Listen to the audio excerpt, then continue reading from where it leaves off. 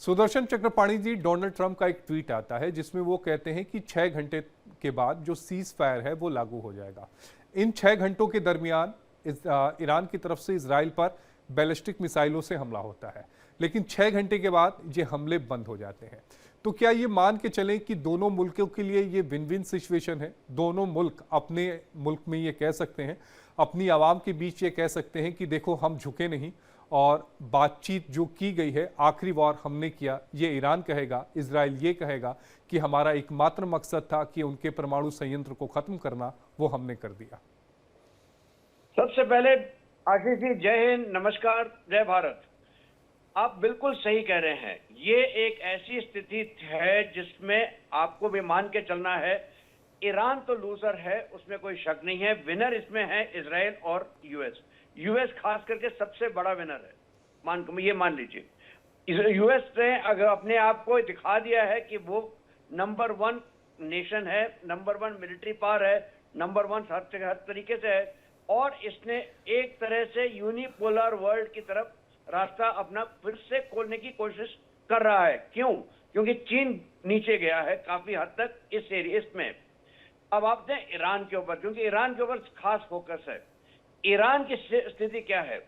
Iran का जो सबसे बड़े 2 हथियार थे, बस एक था उसका 3H, हमास, हूती, हिजबुल्लाह, जिसकी वजह से वो मिडिल ईस्ट या वेस्ट एशिया के ऊपर राज करता था, उसका बोलबाला था, क्योंकि सबको मालूम था हम इन 3 की वजह से ईरान कुछ भी करा सकता है। वो खत्म हो गए। दूसरी बात, उसका था न्यूक्लियर प्रोग्राम। उसकी जो न्यूक्लियर धमकी थी वो सबको डरा के रखी थी। सबने सोचा ये न्यूक्लियर देश है, कुछ भी कर सकता है, पागल है, पता नहीं कब क्या कर जाएगा। ये भी न्यूक्लियर ब्लफ कॉल ऑफ हो गया। कॉल ऑफ से ज्यादा उसने पूरा का पूरा nuclear enrichment zero, nuclear facilities zero. एक ही एक्सेप्शन है, वो है बशेर का जो उनका रिएक्टर है, वहां क्यों नहीं मारा? क्योंकि वहां से रेडियो एक्टिविटी फैल सकती थी। अगर आप एनरिचमेंट प्लांट पे आप हिट करते हैं, उनके सेंट्रीफ्यूज लीक भी कर जाते हैं, तो वहां से यूरेनियम हेक्साक्लोराइड जो आएगा उसका लिमिटेशन है, और काफी जल्दी वो हाइड्रोक्लोरिक एसिड में कन्वर्ट होके उसकी रेडियो एक्टिविटी कम हो जाती है, लेकिन हाफ लाइफ बहुत ज्यादा है। उसकी वजह से जो जो फैसिलिटीज उन्होंने बना रखी थी, चाहे वो नटेस पे हो, चाहे वो फर्डो में हो, वो अब कई हजार साल के लिए थैंक यू हो गई हैं, खत्म। तो इसलिए जैसे ही उसको ईरान को मालूम पड़ा कि उसका न्यूक्लियर हथियार जो है, न्यूक्लियर धमकी जो है वो खत्म, न्यूक्लियर रिप्रोसेस एनरिचमेंट खत्म, उसने घुटने टेक दिए, क्योंकि और आगे उसके पास क्षमता ही नहीं थी। ये मत भूलिए लास्ट में उसने कितने मिसाइल दागे। शुरू किया था 250 मिसाइल के साथ, एक जट्टा था 250 मिसाइल का, लास्ट में दागे 14 एक सिंबॉलिक है, क्योंकि 14 अब है ना साइट पे अटैक किया गया था। 14 ये अमेरिका ने बॉम्ब गिराए थे, उसने कहा चलिए ठीक है हम एक सिंबॉलिक कर देते हैं। कहां मारा? सबसे पहले वार्निंग दे के मारा यूएस के बेसिस के ऊपर, और उसके बाद कतर में तो वो बेस मारी जहां पे खाली कर चुका था यूएस, तो कोई खास डैमेज नहीं हुआ। हाँ, इजराइल के ऊपर उसने लास्ट डिट मारा है कि भैया अब इसके बाद हम कुछ नहीं करेंगे, अब हम ये आपके पीस समझौता पे आ जाते हैं। तो ये है ईरान की हालत। ईरान के सामने एक और सुदर्शन चक्रपाणी जी, मैं आपकी थ्योरी से थोड़ा सा डिफर कर रहा हूं। मैं इसमें ईरान की हार मान नहीं रहा हूं। उसके पीछे वजह है, उसके पीछे 2 बयानों का मैं जिक्र करूंगा। एक नेतन्याहू के बयान का जिक्र करूंगा, दूसरा बयान में ट्रंप का करूंगा। इन दोनों ही बयानों में एक बात कॉमन थी, वो चाहते थे कि ईरान में सत्ता परिवर्तन हो। अब ये तय मान के चलिए कि ईरान में कोई सत्ता परिवर्तन नहीं होना, क्योंकि खामेनेई जो है अब वहां के हीरो बन चुके हैं, न सिर्फ ईरान के बल्कि कई मुस्लिम राष्ट्रों के वो हीरो बन चुके हैं। तो सत्ता परिवर्तन नहीं होगा। जिसका सपना चाहे डोनाल्ड ट्रंप ने देखा था, जिसका सपना चाहे नेतन्याहू ने देखा था, वो सपना पूरा नहीं हुआ, बशर्ते आपने उस शख्स को और ज्यादा मजबूत बना दिया उसके मुल्क में। आशीष जी, काफी हद तक मैं आपसे सहमत हूं इस मामले में। देखिए, तख्ता पलट के लिए बहुत जरूरी है एक चेहरा जो कि आप बाकी आवाम को, बाकी जनता को अपने साथ ले सके। आज की तारीख में ईरान में वो चेहरा नहीं है। नहीं, पहलवी साहब तो आए थे ना कल ही, उनके जो वंशज पहलवी हैं साहब, देखिए, उनका ये क्यों उनका भूलते बयान हैं आया। कि पहलवी, मैं आता हूं कर्नल संजीत जी, मैं आपके पास आऊंगा, पहले एक बार थोड़ा बस सा एक जवाब दे दो। सेंटेंस जी आशीष जी, बस एक सेंटेंस। जी जी। पहलवी का जो रूल था वो बहुत ही खराब रूल था, और ईरान में उसके लिए कोई हमदर्दी नहीं है। नहीं, ये कैसे कह सकते हैं सुदर्शन चक्रपाणी जी की पहलवी का रूल खराब था? क्योंकि जहां तक मैंने पढ़ा है ईरान के इतिहास को, कि पहलवी के राजतंत्र में ही सारी जो सहूलियतें महिलाओं को दी गई वो उन्हीं के राजतंत्र में थी। और 1979 के पहले जहां पर ईरान जो था वो दुनिया का 16वां इकोनॉमिक, अगर हम बात करें अर्थव्यवस्था में, वो मुल्क था, आज के टाइम में वो 46वां मुल्क है। तो वहां पर तो तरक्की कर रहा था, यूएस के साथ भी अच्छे संबंध थे, यूरोपियन यूनियन के साथ भी अच्छे संबंध थे। देखिए, वो यूएस का स्टूज था, यूएस के साथ था, बिल्कुल सही है। लेकिन ये भी मत भूलिए, उसके पास जो उनके जो खिलाफ होते थे उनके लिए एक टोस्टर था उसके पास। टोस्टर, ये मतलब ये था, एक बेड जिसमें वो जिंदा रोस्ट करता था लोगों को। तो पहलवी के लिए ईरान में अगर आप किसी भी ईरानी से पूछेंगे, आपको यही बताएगा कि उस रजा पहलवी के लिए उसके पास कोई हमदर्दी या कोई सहानुभूति नहीं है। इसीलिए रेवोल्यूशन हुआ था, ये मत भूलिएगा। अगर रेवोल्यूशन हुआ था तो कोई ना कोई वजह होगी, और वो वजह थी पहलवी का रूल। लेकिन उस रेवोल्यूशन के बाद कुछ हासिल नहीं हुआ, ईरान पीछे चला गया, और इतना पीछे चला गया कि अब उसके पास जो अगर हम एयरक्राफ्ट्स की बात करें, एरोप्लेन की बात करें, तो वो भी काफी पुराने हैं। तेल है लेकिन कोई खरीदार नहीं है। मैं आऊंगा आपके पास चक्रपाणी जी। संजीत सिरोही साहब कुछ कह रहे थे, संजीत जी प्लीज। कि जो ये प्रश्न था आपका, जो कमांडर साहब से आपने पूछा था जी, उसमें मैं ये कहना चाहता हूँ कि अगर इस सिचुएशन को देखा जाए जिस तरीके से सीजफायर हुई है, तो इसमें अगर किसी की जीत हुई है तो सिर्फ डोनाल्ड ट्रंप साहब की जीत हुई है। वो जो है, डोनाल्ड ट्रंप साहब बहुत अनप्रिडिक्टेबल है। आज कुछ बोलते हैं, 17 जून को उसको अटैक करते 22 जून को, और उसके बाद कहते हैं कि हम जो है चेंज करेंगे रेजीम को, और अब जो है वो सीज फायर की बात करते हैं। उनका सबसे बड़ा मकसद ये है कि वो जो है ये नोबेल पीस प्राइज चाहिए उनको। उन्होंने भारत और पाकिस्तान की जो 4 दिन का युद्ध हुआ उसमें वो क्रेडिट लेना चाहते थे, लेकिन भारत संजीत सरकार जी, ने उस यहां तक क्रेडिट कि को 2 हफ्ता बोलकर 2 दिन में ही हमला कर दिया। हाँ, बोला कि मैं 2 हफ्ते लूंगा, सोचूंगा। उसके बाद 2 दिन बाद उसका हमला हो गया। उसके बाद जो है कहते रहे कि हमारी संडे 15 तारीख को जो बातचीत होनी है मस्कट में, और जो है फिर इजराइल ने हमला कर दिया। तो ये जो चीजें हैं, मेरे को समझ में आ रहा है ये पूरी गेम जो है डोनाल्ड ट्रंप साहब अपने लिए खेल रहे हैं। और उनको कहीं ना कहीं ये लगता है कि ये जो आखिरी टर्म है उनकी, इस टर्म में कोई ऐसी लेगेसी छोड़ जाए ताकि उनका नाम दुनिया याद रखे। और उसी लिए उन्होंने पहले भारत के साथ जो किया, जिसकी वजह से पाकिस्तान उनको नॉमिनेट कर रहा है नोबेल पीस प्राइज के लिए। और अब उन्होंने 12 दिन बाद ये बोल दिया कि जी मैंने पीस करा दिए। दोनों देशों ने दोनों देशों के लोग इकट्ठे हैं। उनकी ट्वीट देखे तो उसको ट्वीट को पढ़ के हंसी आती है कि दोनों देश के लोग इकट्ठे, मतलब एक ही टाइम पे मेरे को पास आए पीस पूस कहते हुए, और जो है मैंने पीस करा दिया। उधर ईरान कहता है कि हमने तो कोई एग्रीमेंट नहीं किया पीस का। तो ये डोनाल्ड ट्रंप साहब जो ये कर रहे हैं, ये सिर्फ इसलिए दिखाना चाहते हैं कि मैं जो है, क्योंकि इनका जो इलेक्शन में जो मोटो था, जो इनकी स्पीचेस थी, वो ये थी कि मैं लड़ाई बंद करा दूंगा। तो ये उसी पर चल रहे हैं। लड़ाई बंद ना कराने की बजाय लड़ाई तो बढ़ती जा रही थी, इन्होंने बंद करा दी। अब आप देखिए दोनों तरफ से नेतन्याहू को क्या मिला, बेंजामिन नेतन्याहू को, जो उन्होंने 13 जून को हमला किया, ना तो रजीम चेंज हुआ। और ये जो आप बोल रहे हैं कि जी उनके पूरा जो जितने न्यूक्लियर एसिड्स थे वो तबाह हो गए, ये कोई गारंटी के साथ नहीं कह सकता कि तबाह हो गए। फॉर्दो के और बाकी जो सैटेलाइट इमेजेस से पता नहीं लग रहा, क्योंकि 100 मीटर से के आसपास जाके उनके जो है पूरे जो है वहां पे न्यूक्लियर फैसिलिटीज हैं। तो ये अभी तक किसी ने नहीं कंफर्म किया कि वो डैमेज जरूर हुए, लेकिन वो डिस्ट्रॉय हुए कि नहीं हुए। तो अगर वो डिस्ट्रॉय नहीं हुए तो इसका मतलब ये है कि ना तो रजीम चेंज हुआ, ना तो वो डिस्ट्रॉय हुआ जो न्यूक्लियर प्रोग्राम था।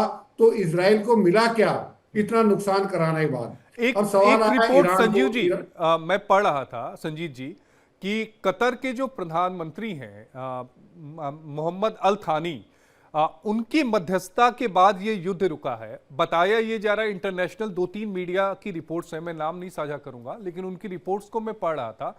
उसमें पहले अल थानी ने ईरान के राष्ट्रपति से बात की और उसके बाद जब उन्होंने वहां से सहमति मिली कि हम सीज फायर के लिए तैयार हैं, इसकी जानकारी फिर उन्होंने डोनाल्ड ट्रंप को दी।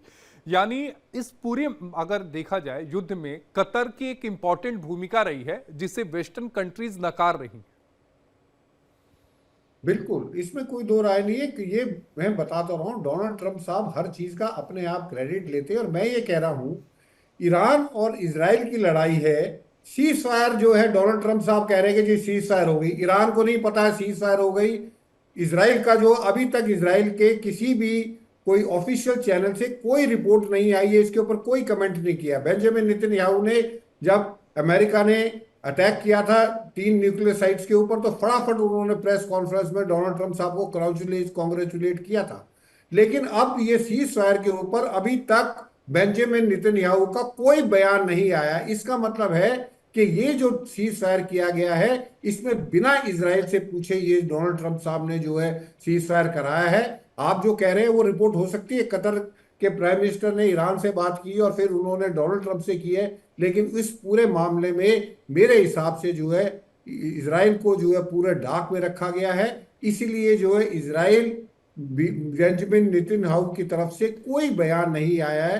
तो ये सिर्फ डोनाल्ड ट्रंप साहब डिसाइड करते हैं। डोनाल्ड ट्रंप साहब को ये गलतफहमी है कि वो यूएसए के प्रेसिडेंट नहीं है, वो पूरी दुनिया के प्रेसिडेंट है। 27 अप्रैल को संजीत जी डोनाल्ड ट्रंप साहब ने एक बयान दिया।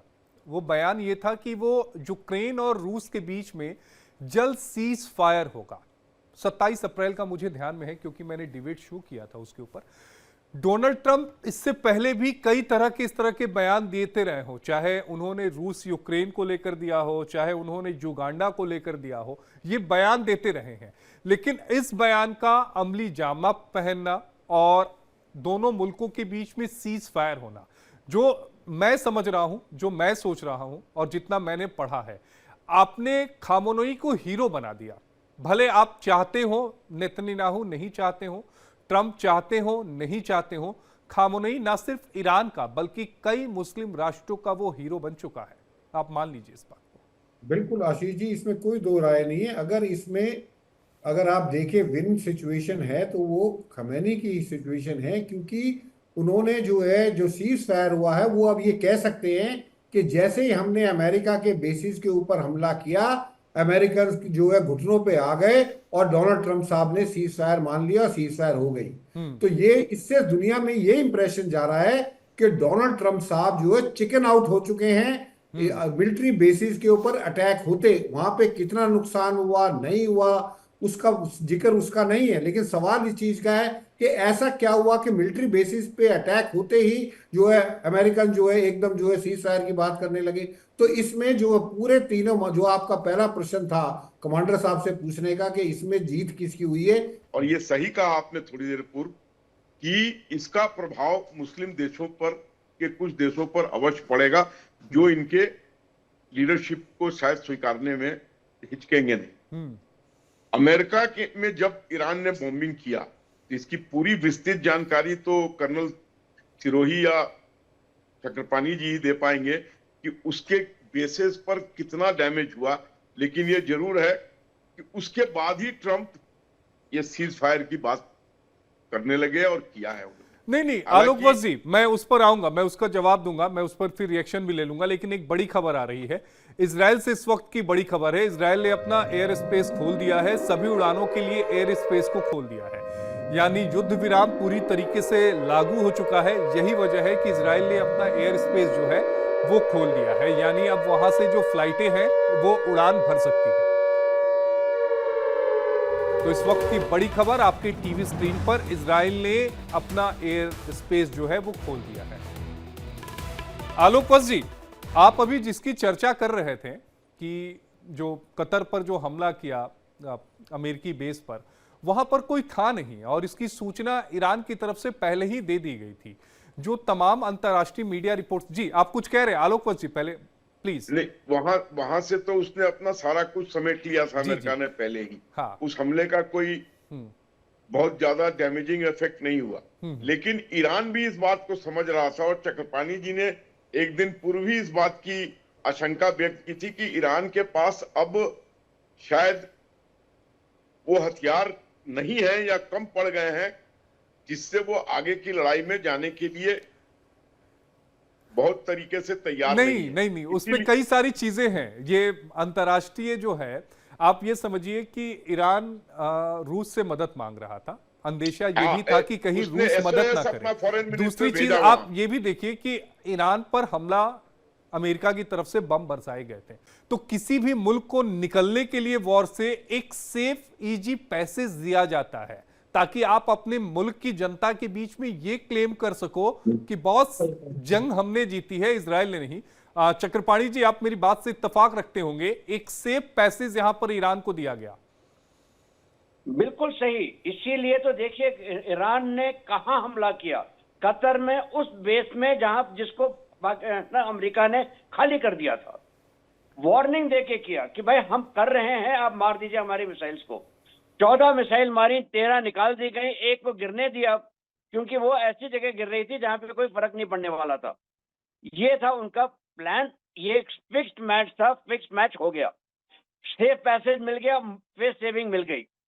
नौ, जहां तक खमेनी का सवाल है, मुझे नहीं लगता वो हीरो बने हैं। ये टेम्पररी है, क्योंकि ये मत भूलिएगा, जब भी जंग होगी, जहां भी जिस भी देश में जंग होगी, उसकी जो आवाम है वो अपने देश के साथ अपने फ्लैग के नीचे हमेशा एकत्रित होगी, उनका संगठन बिल्कुल स्ट्रांग होगा। लेकिन जो तबाही ईरान में हुई है, जो इकोनॉमिक प्रॉब्लम्स अब आएंगी आगे चल के, जो चीजें उनका जो टॉप लीडरशिप है, चाहे वो IRGC का था, चाहे वो कुड्स का था, चाहे वो उनका जो काउंसिल, गवर्निंग काउंसिल का था, ये सारी की सारी लीडरशिप गायब है। आप ये मान के चलिए कि खमेनी का जो जितना भी यूफोरिया है अभी, ये टेम्पररी यूफोरिया है। थोड़े दिन में जब रियलिटी हिट करेगी, इनको अपने आप महसूस होगा कि खमेनी उतने बड़े हीरो नहीं है। ये भी मत भूलिए, खमेनी खुद छिपे बैठे थे। पिछले 24 घंटे में तो वो कहीं दिखाई नहीं दिए हैं, कहीं सामने भी नहीं आए, किसी से बात भी नहीं की, हैंड रिटन चिट्स भेज रहे थे। उन्होंने कहा कि हमने अपने लिए 3 है ना ये उत्तराधिकारी घोषित कर रहा हूं मैं, लेकिन नाम कभी नहीं बताए। लेकिन कहा यह जाता है कि उनके बेटे का नाम नहीं है। तो मुझे नहीं लगता है कि खमेनी इसमें कोई खास है ना उभर के आए हैं। जहां तक इजराइल का सवाल है, इजराइल ने 3-4 चीजें बिल्कुल सुनिश्चित करनी है।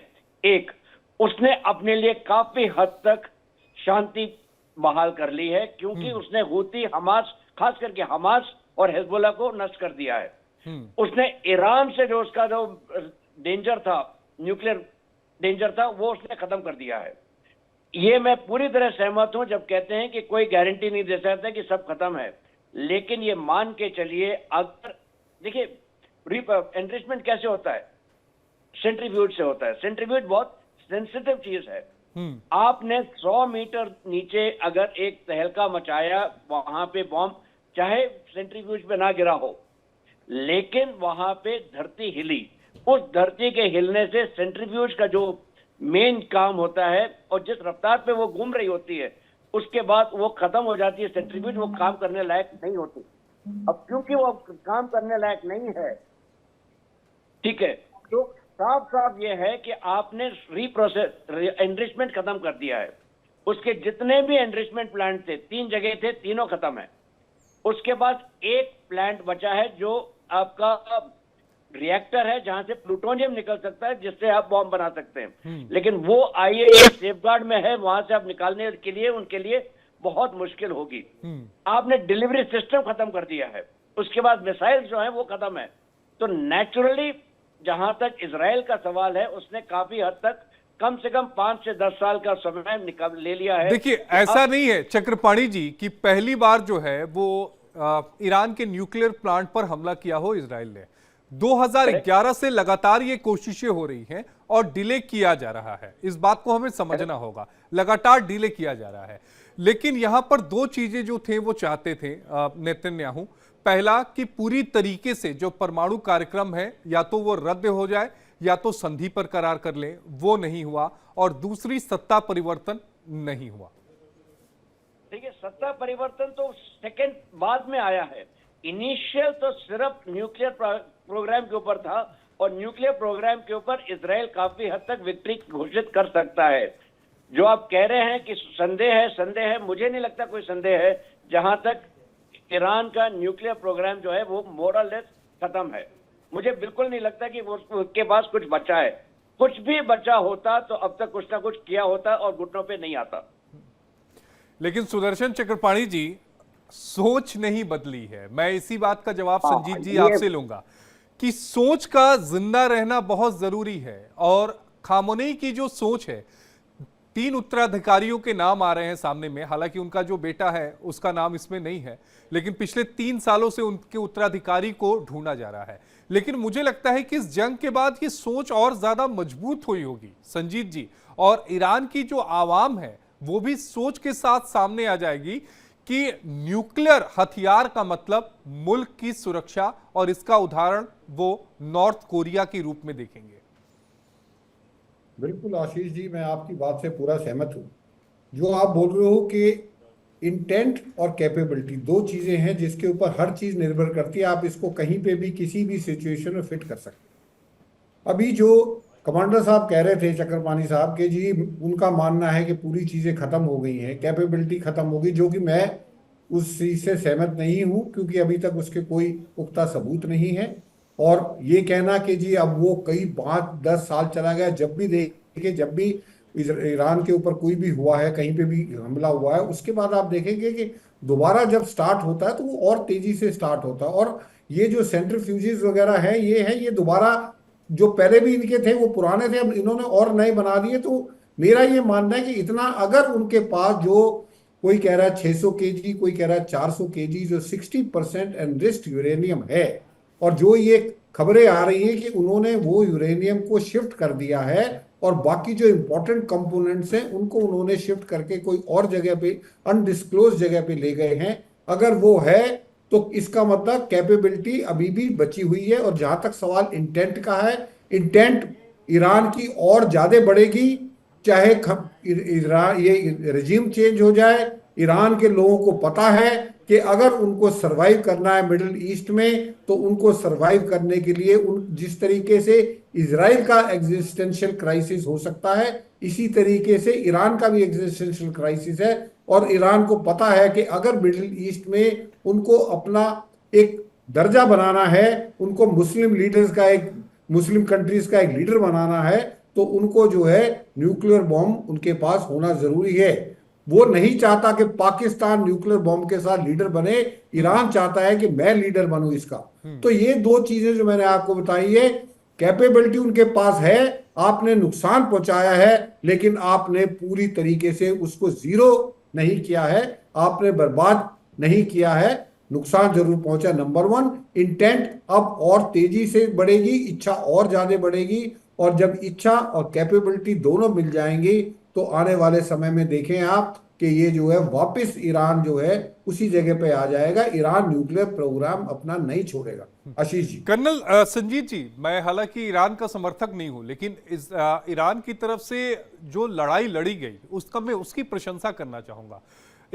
मैं मैगजीन में पढ़ रहा था कि वॉर ऑफ एट्रोसिटी, उसके बारे में आप ज्यादा बेहतर बता पाएंगे, जिसमें नियम ये कहता है कि दुश्मन को थका दो, और इतना थका दो कि दुश्मन पस्त हो जाए। जब 13 जून को हमला किया था इजराइल ने ईरान के ऊपर, तो ऐसा लगा कि ईरान एकदम बमबारी कर देगा, सारी बैलिस्टिक मिसाइलें छोड़ देगा। ऐसा हुआ नहीं। शुरुआत में जरूर उन्होंने एक साथ 100 से ज्यादा मिसाइलें छोड़ी, और उसके बाद वो लगातार हर घंटे पर वो मिसाइलें छोड़ते रहे, और पूरे इजराइल में जो सायरन की आवाजें थी वो आवाजें गूंज रही थी। पूरा इजराइल को उन्होंने मनोवैज्ञानिक तौर पर दबाव में ला दिया था, और यही वजह थी, चाहे उनके 4 लेयर एयर डिफेंस सिस्टम हो, वो इस बात को अच्छी तरह समझते थे कि हर मिसाइल को अगर हम रोकने शुरू करें एरो 3 से, तो उसकी कीमत भी ज्यादा होगी। 25 करोड़ का एक उनकी बैलिस्टिक मिसाइल की कीमत है, और ईरान ने बड़ी चालाकी से उसमें ड्रोन भी भेजे, बैलिस्टिक मिसाइल भी भेजी, और यही वजह है कि बहुत ज्यादा नुकसान जो है वो इजराइल का हुआ है इस युद्ध में। संजीत जी। बिल्कुल आशीष जी, मैं आपकी बात से पूरी तरह सहमत हूँ।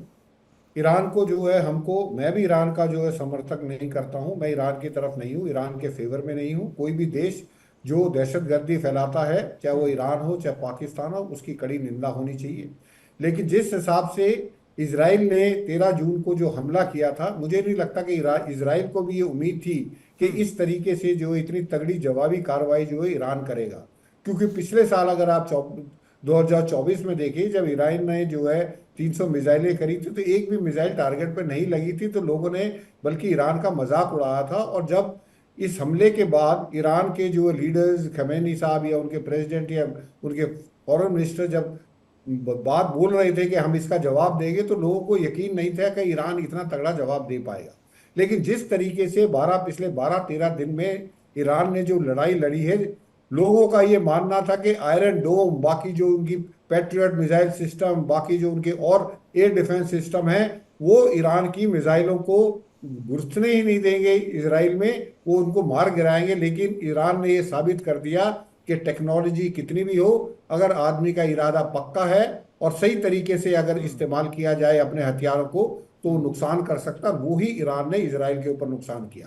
अब जो है सवाल इस चीज का आता है कि जी उनके जो है इतने कमांडर मार दिए। मैं कहता हूं कि इतने कमांडर मारने के बाद पहले दिन ही जो है कहते हैं कि तकरीबन 20 उनके कमांडर्स थे जो एक ही जगह पे मीटिंग कर रहे थे, और वो जो सीनियर उनके जो है चीफ वगैरह जो थे वो मार दिए। उसके बावजूद आप देखें कि आप उनका रेजिलेंस देखें कि किस तरीके से कमांडरों के मरने के बाद उनका मनोबल नहीं गिरा और उन्होंने इजराइल का मुकाबला किया, जबकि पूरी दुनिया को ये पता था कि इजराइल के साथ अमेरिका खड़ा है, ईरान के साथ ना पहले कोई खड़ा था ना ईरान के साथ आज कोई खड़ा है। लेकिन ईरान ने जो है जिस तरीके से 12-13 दिन में मुंह तोड़ जवाब दिया है, जिस तरीके से उन्होंने लड़ाई लड़ी, और जो आप बोल रहे थे वॉर ऑफ एट्रिशन, बिल्कुल वॉर ऑफ एट्रिशन किया है। और ये जो इजराइल ने जो सीज फायर के लिए जो हामी करी है, ये इजराइल को पता है कि इसी तरीके से लड़ाइयां चलती रहेंगी, तो वहां का जो पब्लिक है उनको आदत नहीं थी इस चीज के कि सायरन बजे और बंकर में बैठे रहे। पहला काम इजराइल ने सीज फायर होते हुए अपने लोगों को कहा कि अब आप बंकर से बाहर आ जाइए, अभी जो है सीज फायर हो चुका है। तो ये बहुत ज्यादा साइकोलॉजिकल वॉरफेयर के हिसाब से ईरान ने जो है इसको इजराइल को जो है जवाब दिया। देखिए, ये जो परिस्थितियां पैदा हुई हैं उसके कारण ये सीज फायर हुआ है। ईरान ने जिस तरीके से इजराइल पर अटैक किया और जितनी क्षति उसको पहुंचाई, जो वेरियस टेलीविजन स्क्रीन पे उनके यहाँ के जो क्षति हुई है, उससे इजराइल भी हिल गया, जबकि उसके पीछे अमेरिका खड़ा था। और जो परिस्थितियां बनती जा रही थी उसमें ऐसा लग रहा था कि अब धीरे धीरे दूसरे लोग भी इस लड़ाई में कूदेंगे।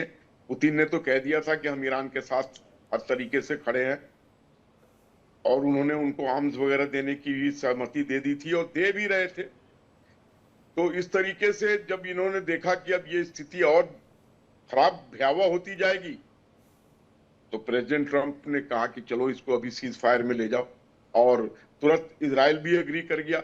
ईरान तो खैर तैयारी था, क्योंकि उसके पास जो भी उसकी सामरिक शक्ति थी वो घटने लगी थी, और उसके पास, लेकिन हाँ, इस बात पर एक संशय जरूर बना हुआ है कि क्या ईरान के न्यूक्लियर पावर को कितना ध्वस्त किया गया। आप एक चीज नोट कीजिए कि आज से 3-4 दिन पहले जब बम गिरा था अमेरिका का और इजराइल के द्वारा भी, तो वहां पे 25 बड़े बड़े ट्रक गए थे और उन्होंने रात में वहां से कुछ सामान को हटाया था। तो क्या सामान था, वो किस कारण से वहां पर पहुंचे थे ट्रक, ये सब तो कोई जो टेक्निकली इसके ज्यादा जानकार हो वही बता सकते हैं। लेकिन जो हम लोगों के जहन में जो बात पहुंचाई गई है कि वो वहां से बहुत सी जो न्यूक्लियर वेपन बनाने के लिए जो बहुत सी सामग्री थी, उसको उन्होंने वहां से स्थानांतरित कर दिया था किसी ऐसे जगह पे जहां किसी को पता नहीं था। तो ये अगर नहीं हो पाया तो ये सही कहा है कर्नल साहब ने कि वो बाद में फिर से ये कवायद करेगा कि मैं परमाणु शक्ति खड़ा करूं। और जी, जो ट्रंप साहब हैं, वो जिस तरीके की आजकल वो सुबह में कुछ बोलते हैं, शाम में कुछ बोलते हैं, वो पूरे वर्ल्ड में अपनी हेगेमोनी स्थापित करना चाहते हैं। इसके लिए वो तरह तरह के बयान देते हैं जो कभी कभी हास्यास्पद भी नजर आते हैं। उन्होंने चुनाव के पहले कहा था कि मैं प्रेसिडेंट बनने के बाद 2 ही दिन में रशिया और यूक्रेन का लड़ाई बंद करा दूंगा, मैं यहाँ का हमास और इजराइल वाला मामला भी निपटा दूंगा, लेकिन कुछ निपटा नहीं पाए वो कहीं भी। लेकिन क्रेडिट लेने की होड़ में वो पीछे नहीं रहते हैं। और अगर उनकी दृष्टि नोबेल पीस प्राइज पे है, मुझे नहीं लगता है कि नोबेल पीस प्राइज वाले ऐसे व्यक्ति को प्राइज देने की कवायद करेंगे जिसने पूरे विश्व में लड़ाई ही लड़ाई लगवाई है। अगर लड़ाई लगा के पीस प्राइज मिलना हो जाए तो मुझे लगता है उसका पूरा डेफिनेशन ही उलट हो जाएगा। हो सकता है कि लेकिन नोबेल हाँ, जो है वो एक नई कैटेगरी भी लॉन्च कर दे इसी बीच, ये भी तो हो सकता है। देखिए कुछ भी हो सकता है, लेकिन ये जितने एजेंसियां हैं, UN, NATO, G7, G3, BRICS, ये सब का क्या रोल रहा है ये अभी तक समझ में नहीं आया। नहीं, ब्रिक्स कहाँ है? ब्रिक्स आपको दिखा क्या आलोक वत्स जी? मैंने कहा ना कि ये सब ट्रोजन हॉर्स ब्रिक्स हैं। कंट्रियां बात ये साबित कह रही हैं कि हम डॉलर को कम करने के लिए या उसके वर्चस्व को खत्म करने के लिए जो ब्रिक्स की करेंसी है वो लाना चाहते हैं। इसको लेकर लगातार बातचीत चल रही थी और यह भी कहा जा रहा था कि इस साल 2025 या 2026 में हम ब्रिक्स करेंसी लॉन्च करेंगे जो ब्रिक्स के मुल्कों में उनकी प्राथमिकता होगी। लेकिन इस पूरे वॉर में आपको ब्रिक्स मुल्क दिखे क्या कहीं? नहीं, कहीं नहीं दिखे। यही तो मैं कहना चाह रहा हूं कि अब यूएनओ का क्या रोल देखा आपने इसमें, जबकि ईरान बार बार कह रहा था कि मैं इंस्पेक्शन कराने को तैयार हूं अपने न्यूक्लियर प्लांट्स का। तो कौन यूएन वगैरह का क्या रोल था? एक सेंटेंस भी सुना आपने किसी से? ये किस काम के लिए है ये लोग? नहीं, उन्होंने एक सेंटेंस बोला था आलोक वत्स जी, इस हमले की निंदा करते हैं। निंदा इससे क्या हो गया? निंदा तो पूरा विश्व कर रहा था। लड़ाई कहीं भी होगा तो चक्रपाणी जी भी कहेंगे मत लड़ो, सिरोही साहब भी कहेंगे मत लड़ो। अगर कोई लड़ रहा है तो लोग क्या कहेगा कि लड़ो। नहीं, कुछ लोग, मैं आपको बता रहा हूं ना कि ऐसा लग रहा था कि आईपीएल का मैच हो रहा है बड़ा। मैं तो कई लोगों से मैंने अपना विरोध प्रकट किया, संजीत जी और चक्रपाणी जी। कुछ लोग कह रहे थे कि एक मिनट सुन लीजिए आलोक वत्स जी, सुन लीजिए ना। कुछ लोग मुझसे पूछ रहे थे कि पत्रकार साहब है, बताइए कौन जीतेगा।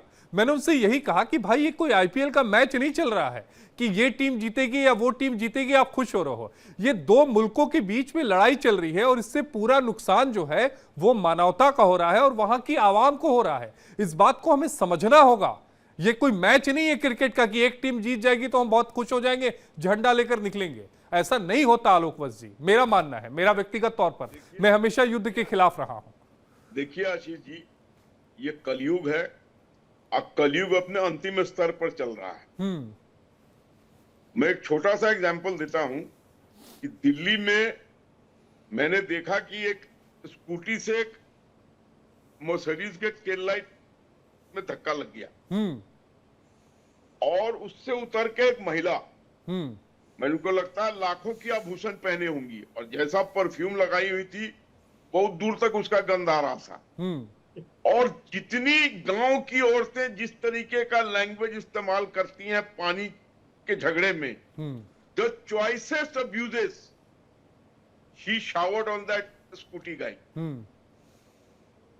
और उसके बाद वो मामला किसी तरीके से सुलझा तो आदमी की जो सहनशीलता है वो खत्म हो चुकी है।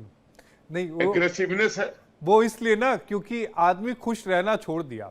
अब लोग टिकट लेके ना खुश रहने के लिए ये सारे जो शोज होते हैं ना कॉमेडी के, वो देखने जाते हैं। तो जब आप खुश रहना छोड़ देंगे और आपके ऊपर मानसिक तनाव रहेगा तो कमोबेश स्थिति ऐसी रहेगी। वापस टॉपिक पर आते हैं। चक्रपाणी जी, आपको क्या लगता है कि अब इस युद्ध विराम के बाद, सीज फायर के बाद, क्या जो ईरान के ऊपर जो प्रतिबंध लगे हुए हैं आने वाले समय में उनमें कोई ढिलाई नजर आएगी या हो सकती है? बिल्कुल होगी, क्योंकि देखिए ये जहां तक जो भी होगा, देखिए अगर आपको अब ईरान को ऊपर इकोनॉमिकली कुछ भी करना तो पड़ेगा, क्योंकि वहां पे इतने करोड़ लोग रहते हैं, वो तो इसी हालत में नहीं रह सकते। तो अगर वो करना है तो इसमें दो तीन चीजें बिल्कुल साफ साफ मान के चलिएगा। एक, जहां तक सैंक्शंस हैं कुछ तो सैंक्शंस ईज होंगी। सेकंड, ईरान को महसूस हो गया है कि चीनी माल जो है और चीन उसके ना पक्ष में उतनी ज्यादा जोर से नहीं आएगा। तो जो नॉर्थ साउथ कॉरिडोर बना है ईरान के थ्रू, हम हिंदुस्तान का जो प्लान है कि हम लेके जाएंगे माल रशिया तक, इसके ऊपर विशेष काम होगा। और ये मान के चलिए ये तो चलेगा नहीं, उसमें तो हम लोगों ने पहले ही बहुत ज्यादा इन्वेस्ट किया है। जिस कॉरिडोर की आप बात कर रहे हैं या फिर चाबराक की जो बंदरगाह की बात कर रहे हैं, उसमें तो हमने बहुत ज्यादा इन्वेस्ट किया हुआ है पहले ही। करेक्ट, बिल्कुल। और ये इन्वेस्टमेंट अब हमारे फायदे का, अब हमारे काम आएगा। ठीक है। तीसरी बात, आईएमएफ के ऊपर अब बहुत ज्यादा जोर पड़ेगा, और ये जोर पड़ेगा इजराइल की तरफ से भी और यूरोप की तरफ से भी।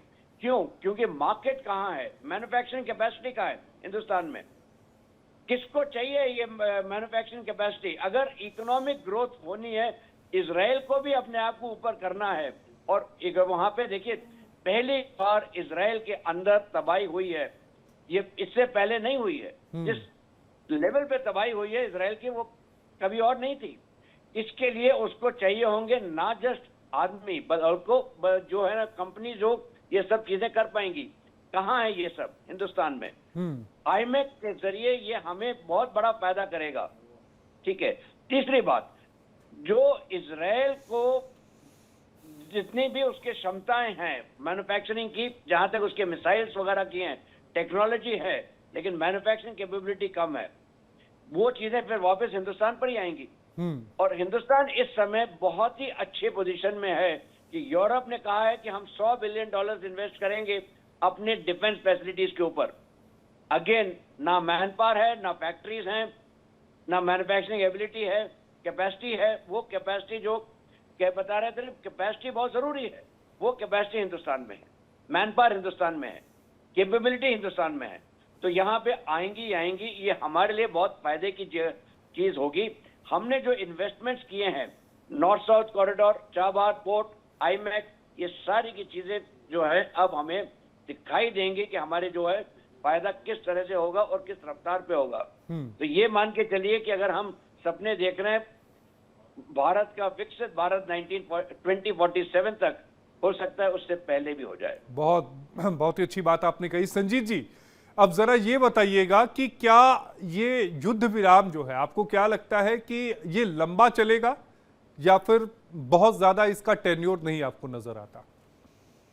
नहीं, मेरा ये मानना है कि ये युद्ध विराम लंबा चलेगा। और अब जो है तीनों जो इन्वॉल्व थे इसमें, ईरान, इजराइल और अमेरिका, तीनों को पता लग गया कि उनका स्टैंडिंग क्या है, कौन उनके साथ था, कौन उनके साथ नहीं था। तो मुझे लगता है ये सीज फायर जो है परमानेंट हो जाएगा और आगे जो है लड़ाई जो है बंद हो जाएगी, और हो जानी चाहिए। उस पूरा दुनिया जानती है और वो पूरी दुनिया इस बात को समझती है। इजराइल को पता लग गया है कि जो अब तक जो दादागिरी चल रही थी वो नहीं चलेगी। ईरान को पता लग गया है कि आपका न्यूक्लियर प्रोग्राम जो है ये नहीं चलने देंगे। तो न्यूक्लियर हो सकता है कि ईरान जो है कुछ हद तक अपनी जो उनका स्टैंड था उसको थोड़ा डाउन कर ले। अमेरिका जो ज्यादा बोल रहा था कि 0% एनरिचमेंट, हो सकता है कि अमेरिका इस चीज के लिए राजी हो जाएगी। ठीक है, आप एनरिचमेंट कर सकते हैं, लेकिन आप उतने परसेंट तक करेंगे जितने परसेंट तक आपको जो है सिविलियन के यूज के लिए चाहिए, आप मिलिट्री यूज के लिए आपको नहीं करने देंगे। ये भी हो सकता है। ईरान को ये भी पता लग गया है कि उसके साथ कौन खड़ा था इस पूरी लड़ाई में, कौन नहीं खड़ा था। और इसमें सबसे ज्यादा जिसका जो कहते हैं कि जो एक्सपोज हुआ है वो पाकिस्तान हुआ है। पाकिस्तान ने जो है, जिस हिसाब से पाकिस्तान ने जब ईरान को जरूरत थी उनकी, उन्होंने अपना बॉर्डर बंद कर दिया, क्योंकि ईरान जो है पाकिस्तान के ऊपर फूड प्रोडक्ट्स के ऊपर बहुत ज्यादा निर्भर करता है। और 5 ट्रेडिंग पॉइंट हैं ईरान और पाकिस्तान के बॉर्डर के ऊपर, जो कि पाकिस्तान ने लड़ाई चलते ही उसको बंद कर दिया। उस टाइम ईरान को सबसे ज्यादा जरूरत थी। तो सबसे ज्यादा जो इसमें कंट्री जो, अरे वो तो छोड़िए संजीत सिरोही साहब, कल पाकिस्तान की तरफ से देर शाम ना एक रिलीज जारी की गई जिसमें यह कहा गया कि जो कतर पर हमला हुआ है, यानी अमेरिकन जो बेस पर हमला हुआ है, उसकी वो निंदा करता है। ईरान की निंदा करते हुए उन्होंने एक प्रस्ताव जारी किया था कल पाकिस्तान ने।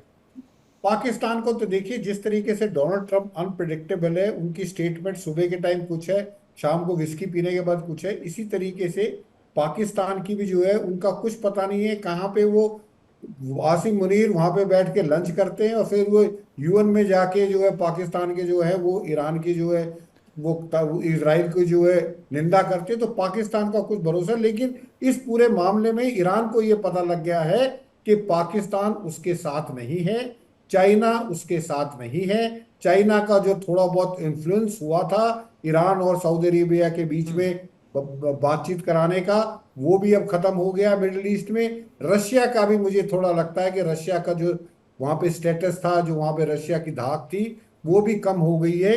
क्योंकि ना तो रशिया ने सीरिया में कुछ कर पाए जब वहां पे असद बसद की जो है तख्ता पलट दिया था, ना उन्होंने ईरान का कोई इतना डायरेक्ट समर्थन नहीं किया